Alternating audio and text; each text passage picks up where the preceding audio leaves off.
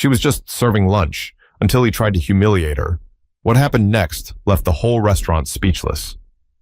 You ever watch someone get too confident too fast? Like, they walk into a room thinking they already own it. Loud voice, big talk, the whole look at me energy. That was Douglas Merriweather, the guy who stormed into Le Vibe Kitchen on a Thursday afternoon in downtown Phoenix, Arizona, thinking he was God's gift to the business world. Now, this place wasn't some corner diner. It was the kind of restaurant where lunch meant linen napkins, lemon zest on the water glasses, and appetizers that came with names longer than your resume. Kendra Holloway had been working there 5 days a week, 10-hour shifts, for the past 2 years. She'd learned to smile when she didn't feel like it and juggle 4 tables while remembering who had allergies to what. But most people had no idea she spoke 3 languages, because most people didn't bother to ask. Kendra was 29.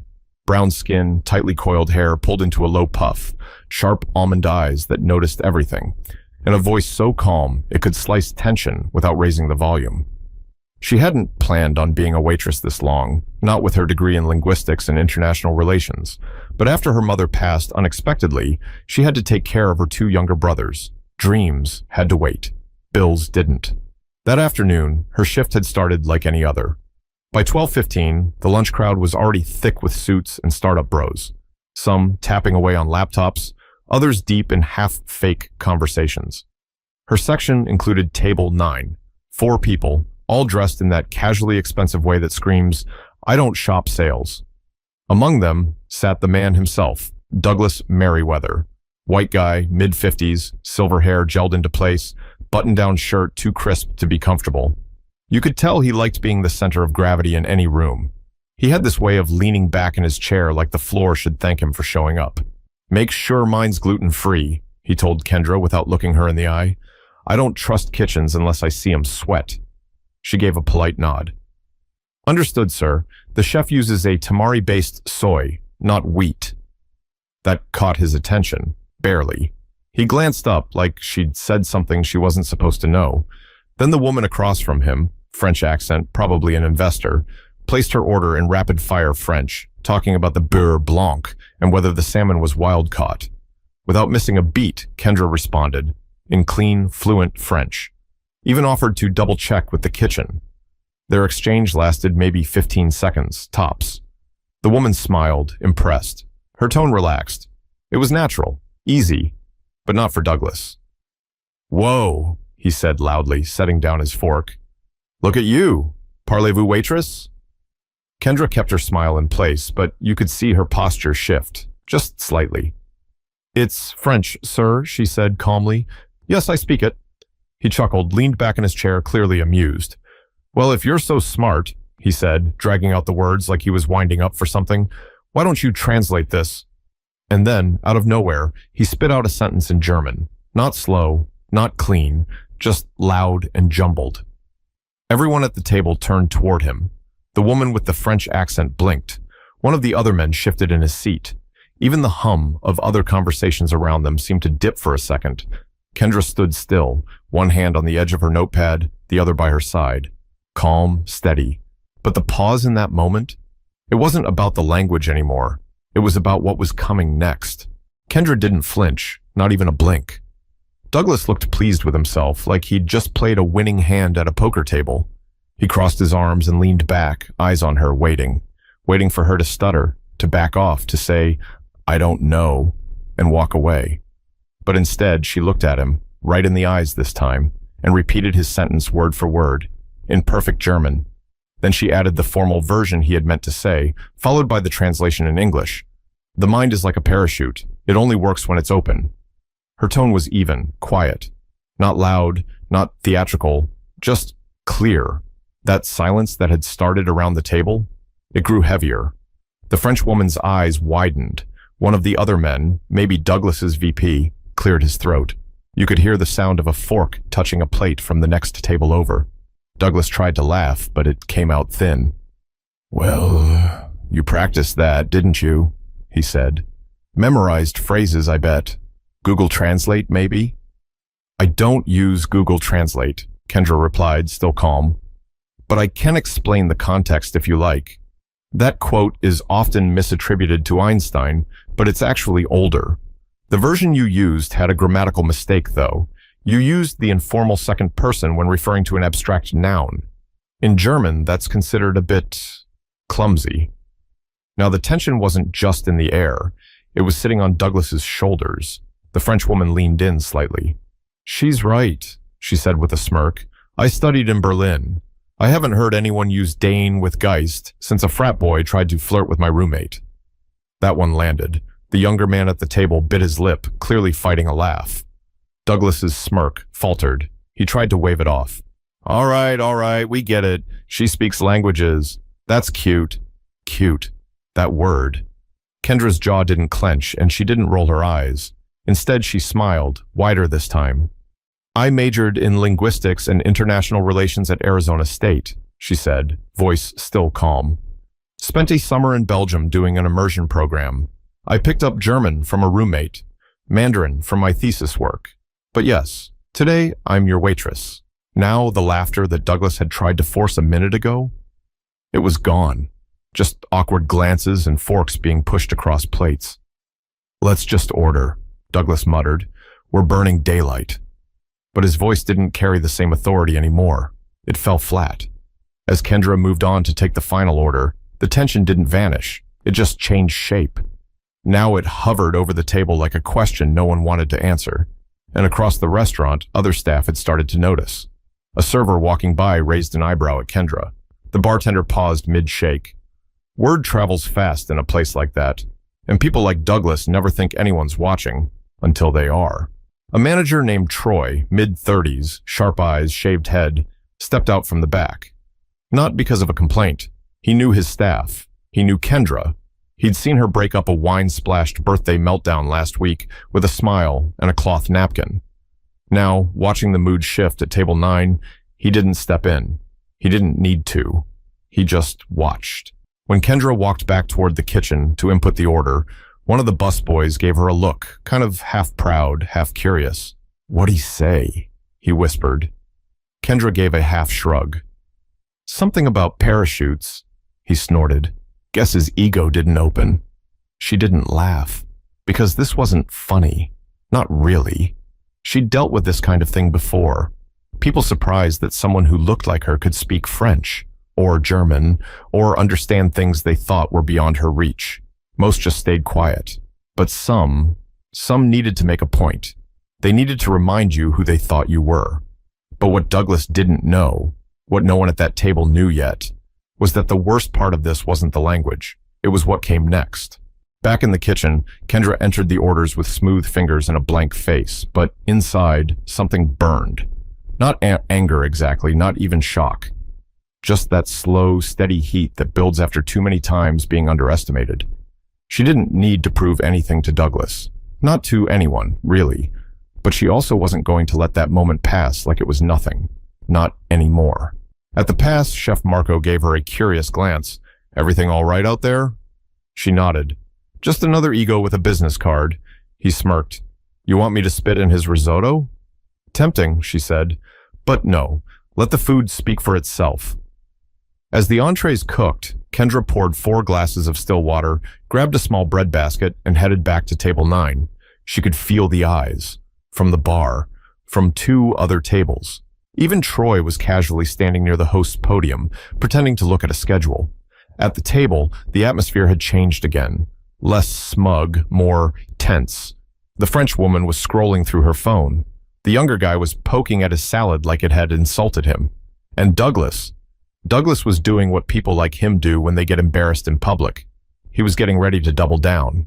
As Kendra placed the water on the table, Douglas spoke again, but this time his tone had dropped an octave, quieter, slower. "You know," he said, "it's always the ones who think they're smarter than they are that end up in aprons." Kendra turned to him. "I'm sorry?" she asked. Polite, controlled. "You heard me." He leaned forward, elbows on the table now. "Degrees are nice, but this isn't a college seminar. It's a restaurant. We're not here to get corrected. We're here to get service." There it was. He'd been embarrassed, and now he needed to remind everyone of his status. That old trick, shift the attention back, throw a little shame, reassert the power balance. But what he didn't realize was that this wasn't just about language anymore. It never was. Kendra looked at him, not with anger, not even pity, just stillness. I treat every guest with respect, she said, but that doesn't mean I forget who I am just because I'm holding a tray. Douglas scoffed. Yeah, and who are you? That sentence hit the table like a dropped plate. The Frenchwoman looked up from her phone. Even the VP blinked like he'd just realized this was going somewhere much deeper than lunch. Kendra didn't blink, didn't back down. I'm someone who didn't have the luxury of coasting through life, she said, her voice level. I'm someone who graduated early, who speaks 4 languages, who works 2 jobs to keep my brothers in school, and still shows up every morning with my head held high. That's who I am. Douglas rolled his eyes. So what? You want a gold star? A pity promotion? Kendra tilted her head. No, I just want to finish doing my job without being belittled. For a moment, the room stood still. Then Troy stepped over, breaking the moment, calm, but with purpose. Everything all right here? He asked, looking directly at Douglas. Douglas shifted in his chair. Just a difference in perspective, that's all. Troy's eyes didn't move. Well, we don't allow disrespect on our floor, he said, to staff or guests. Kendra didn't say anything. She didn't have to. She walked back toward the kitchen, not fast, not slow, just steady. And the thing was, everyone at that table saw it, saw the way she handled herself, saw the way she didn't lose control, didn't raise her voice, didn't even try to win. She just told the truth and let the truth do the talking. But Douglas wasn't done yet, because people like him never stop until they've embarrassed themselves completely, and that moment was closer than he thought. Troy stayed near the table after Kendra left. He didn't say anything else, just stood there with his arms crossed and that quiet, managerial presence that says, I'm watching. Douglas didn't look at him. Instead, he looked around the room like he needed someone, anyone, to back him up. But no one was on his side now. Even his VP kept his eyes on the table. Kendra came back a few minutes later with their entrees balanced perfectly on her tray. She placed each plate in front of them without a word, only offering a soft enjoy after setting the last dish. But before she could turn to leave, Douglas opened his mouth again. I was just joking, you know, he said, a little too loud. Kendra paused. I'm sure you were, she replied, her tone so even it almost didn't sound like a response. She turned to go. Wait. He sat back, clearly frustrated. You know, in Germany, they wouldn't hire someone like you to do what you're doing now, not at this level. Kendra stopped mid-step. She turned back slowly, but this time it wasn't just her eyes that spoke. It was her entire posture. She set the tray down, folded her hands in front of her, and looked Douglas square in the face. You want to talk about Germany? She said. Fine. I'll tell you something. Her voice still wasn't raised, but now it had weight. I was in Frankfurt for 6 months during my final year. Worked as an interpreter for a nonprofit that helped refugees from Syria, Congo, and Iraq. I sat in meetings between policymakers and families who didn't know if they'd be deported the next morning. I translated for mothers who hadn't seen their children in 2 years, for kids who hadn't spoken since losing everything. I stood in rooms where the words I chose could change whether someone got shelter or nothing. Now the room was silent again, not from shock, but from attention. I was the youngest person on that team, the only American, the only black woman in the room. And every time someone looked at me like I didn't belong, I remembered what my grandmother told me. Your worth is not measured by who notices it, but by how you carry it when they don't. Her voice cracked just for a second, not from emotion, but from truth, raw and plain. Douglas sat back, jaw tight, but no words came out this time. Kendra didn't move. So if I'm taking your order today, she said, it's not because I failed. It's because I made a choice to come home, to take care of the people I love, to hold it down while my brother finishes community college and my youngest gets through high school without ending up another statistic. You call that a step down? That says more about you than it ever will about me. The French woman leaned forward now, hands clasped. That was beautiful, she said softly. Kendra gave a small nod, then turned and walked away.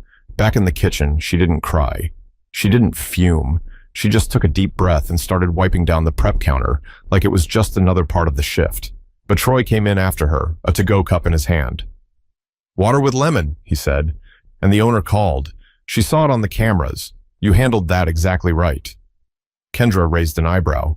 Didn't even know she watched during lunch. She does now. She accepted the cup and took a long sip.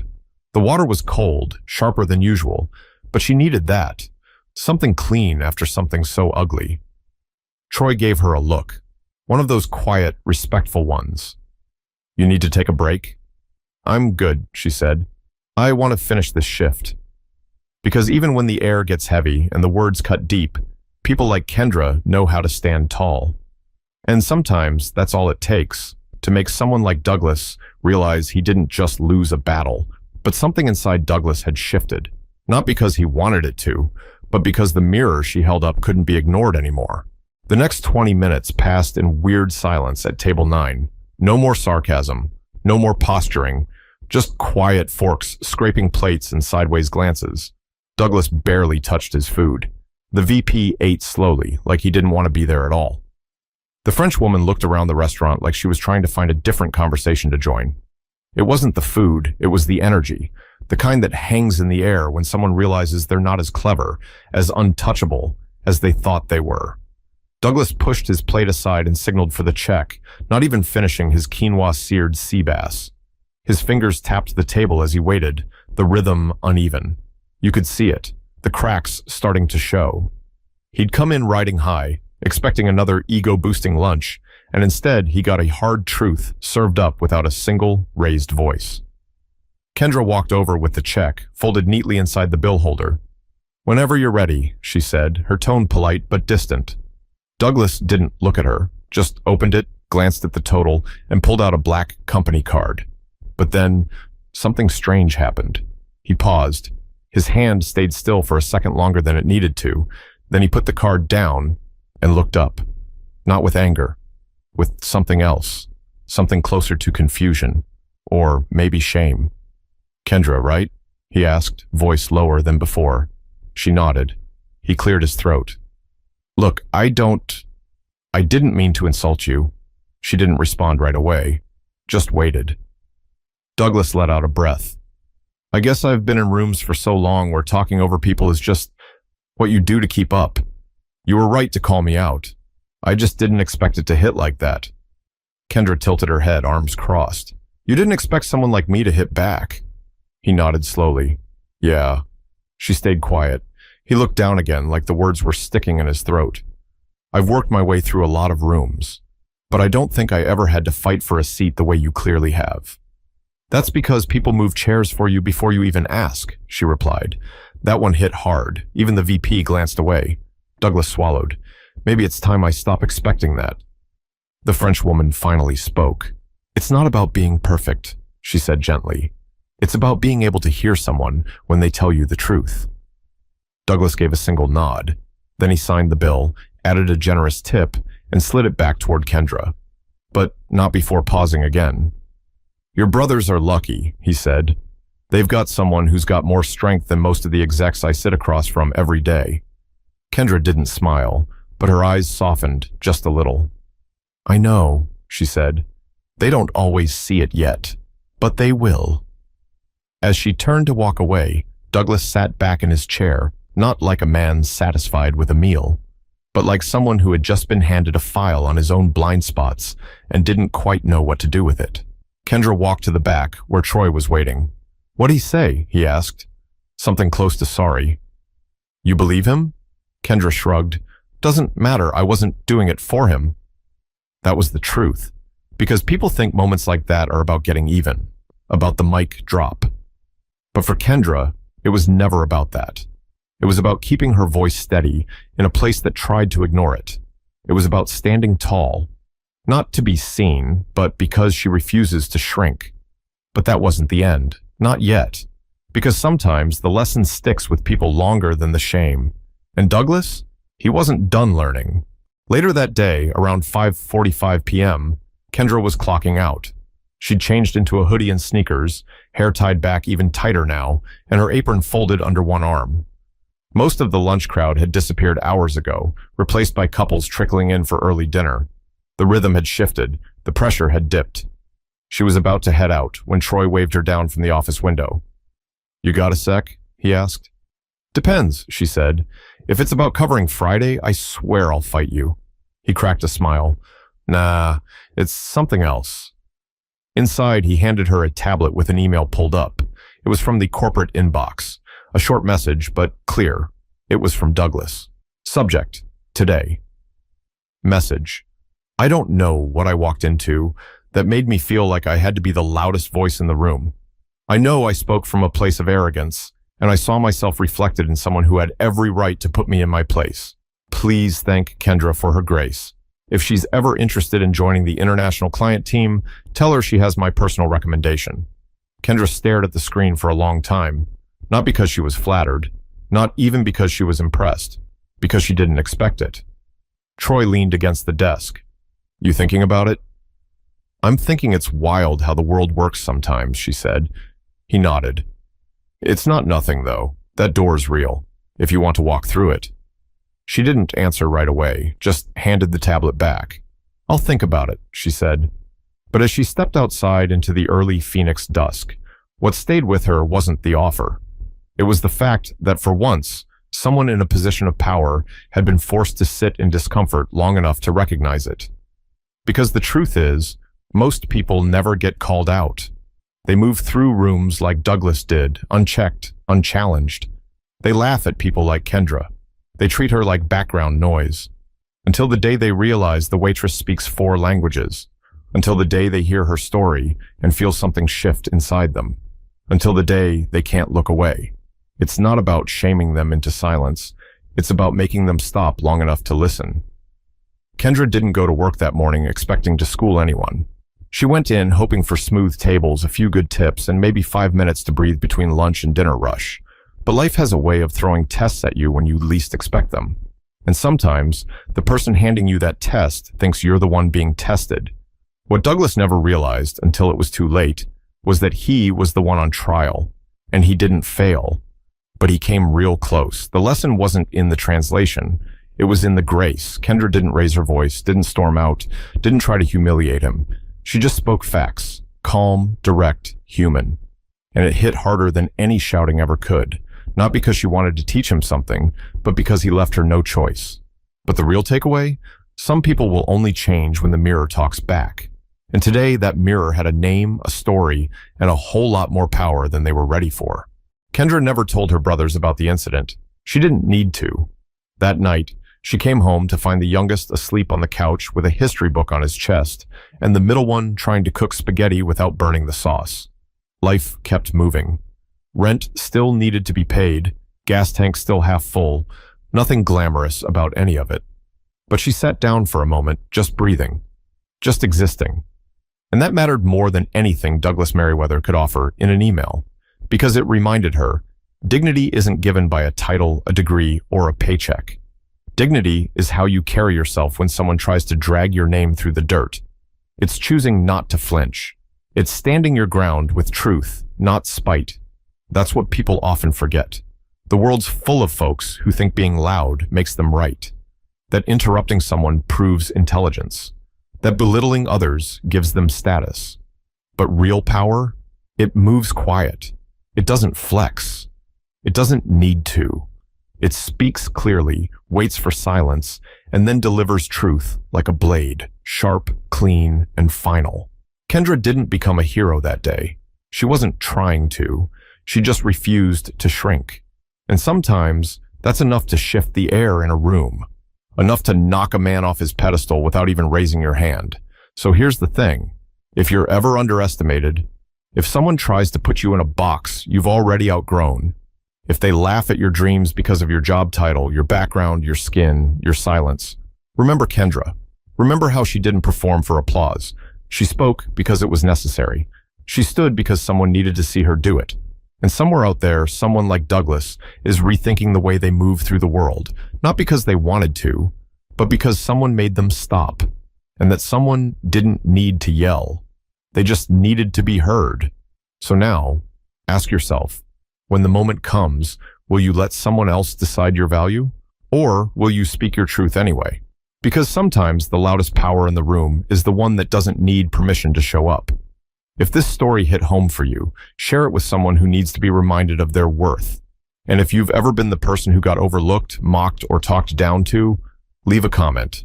Your voice matters here, every single time.